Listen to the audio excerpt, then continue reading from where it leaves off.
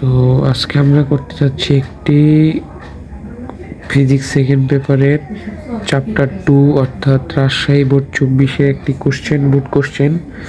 তো এই কোশ্চেনটি অনেক ইম্পর্ট্যান্ট একটা কোশ্চেন, এটা একটু কঠিন, তো আমরা এটা আগে দেখতে যাচ্ছি, ঠিক আছে। তো এখানে বলা আছে একটি ধারক 150টি বৃত্তাকার টিনের পাতের তৈরি, প্রতিটি পাত পরস্পর থেকে 0.4 মিলিমিটার পুরু এবং 7.6 × 10⁻³ মিটার ব্যাসার্ধের অভ্রের চাদর দ্বারা পৃথকীকৃত। অভ্রের পরাবৈদ্যুতিক ধ্রুবক 6 এবং একটি অন্তর একটি পাত পরস্পর যুক্ত। আর এখানে এপসাইলন নটের মান দেওয়া আছে 8.85 × 10⁻12 c² n inverse m inverse -2। আর এখানে গ প্রশ্নে দেওয়া আছে যে উদ্দীপকের ধারকের ধারকত্ব নির্ণয় করতে। তো আমরা ফার্স্ট কোশ্চেনটি দেখি। তো আমরা এখন গ নাম্বারটা আনসার করব। তো গ নাম্বারে বলা আছে যে 150টা বৃত্তাকার পাত, মানে পরস্পর সমান্তরাল আছে। তো এরকম গোলাকার বৃত্ত 150টা, অর্থাৎ এই দুইটা পরস্পর সাথে একটা জোড়ায় আছে। তো এরকম করে পরপর দুইটা করে, মানে 149টা। এখানে যদিও 150টার কথা বলেছে, কিন্তু 149টা হবে, ঠিক আছে। তো এখানে আমাদের দেওয়া আছে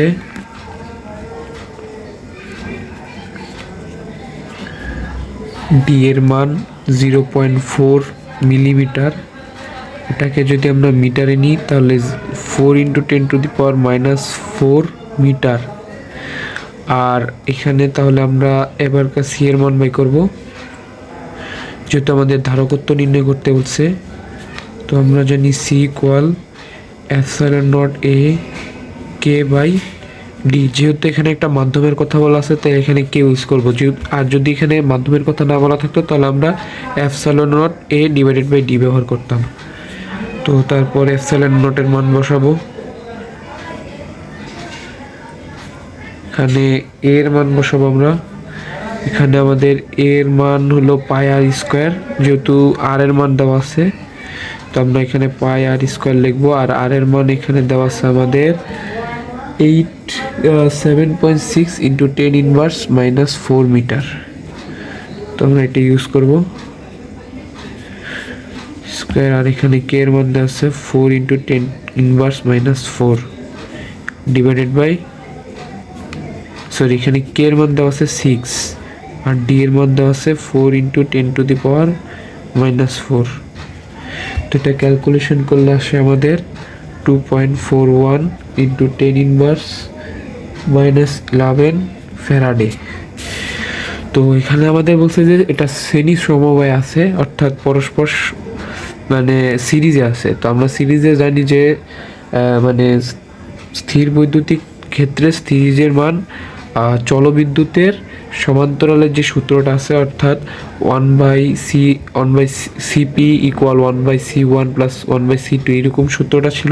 তো আমরা এখানে সিরিজের ক্ষেত্রে এই সূত্রটা ব্যবহার করব। তো আমরা জানি 1/cs = 1/c1 + 1/c2 + 1/c3, এমন করে 149টা আছে, ঠিক আছে। তো আমরা এখানে 149টা গুণ দেব। সি 149, ঠিক আছে। তো আমরা এখানে 1/cs 149 সি, এখানে যেহেতু সি এর মানটা আছে তো আমরা এখানে সি বসাবো। আর এখানে সি এর সমান এটা উল্টে যাবে, c/149। তো এখানে সি এর মান আমরা জানি যে 2.14 × 10⁻11 ডিভাইডেড বাই 149। তো এটার মান আসে 1.61 × 10⁻⁻13 ফ্যারাডে। তো এটাই আমাদের আনসার। আশা করি আগেরটা তোমরা সবাই বুঝতে পারছো। তো আমাদের পরের যে প্রশ্নটা সেটা বলছে যে 220 ভোল্টের বৈদ্যুতিক উৎসের সাথে 100টি টিনের পাত ও 0.6 মিলিমিটার পুরুত্বের মানের ধারক যুক্ত করলে উৎপন্ন শক্তি পূর্ববর্তী ধারকের উৎপন্ন শক্তি থেকে একই থাকবে কিনা উত্তরের সাপেক্ষে যুক্তি দাও। অর্থাৎ আমাদের আগের যেই ধারকত্ব বের করছি 1.61 ইন্টু 10⁻13 ফ্যারাডে, তো ওইটার সমান হবে, মানে ওইটার থেকে আমাদের আগে সঞ্চিত শক্তি বের করতে হবে, মানে U equal half CV square দিয়ে শক্তি বের করতে হবে এবং দেখতে হবে যে পরবর্তী যে 100টি টিনের পাত যুক্ত করছে সেখানে শক্তি সমান হবে কিনা। তো আমাদের আগের যেই গতে আমরা পাইছি যে ধারকত্বের মান হইল 1.61 ইন্টু 10⁻13 ফ্যারাডে। অতএব আমরা জানি U equal half CV square. তো হাফ সি এর মান তো আমাদের দেওয়া আছে C1 টু 10⁻13 আর বি এর মান দেওয়া আছে 220, তো এটার উপরে স্কোয়ার, তো এটার মান আসবে 3.914 ইন্টু 10⁻⁻9 জুল। তো এখন আমাদের পরবর্তী যে 100টা টিনের পাতকে 220 ভোল্টে বৈদ্যুতিক উৎসের সাথে যুক্ত করছে। তো 100টা আমরা আগেই দেখছি যে 150টা হলে সেখানে একটা কম হয়, 149টা, তা 100টা হলে এখানে কতটা হবে? 99টা। তো এখানে 99টা এরকমভাবে বৃত্তাকার পাত যুক্ত হয়েছে। তো এখানে যেহেতু একটা মাধ্যম রয়েছে অর্থাৎ কে পরাবৈদ্যুতিক মাধ্যম, তো এখানে আমাদের তার মান যুক্ত করতে হবে, তাহলে এটার সূত্র হবে epsilon not K A divided by D. তো এপসাইলন নট কে এর মান দেওয়া আছে 6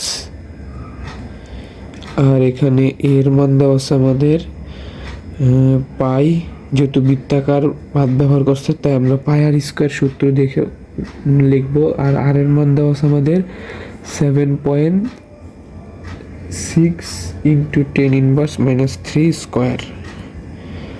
আর ডি এর মান এখানে দেওয়া আছে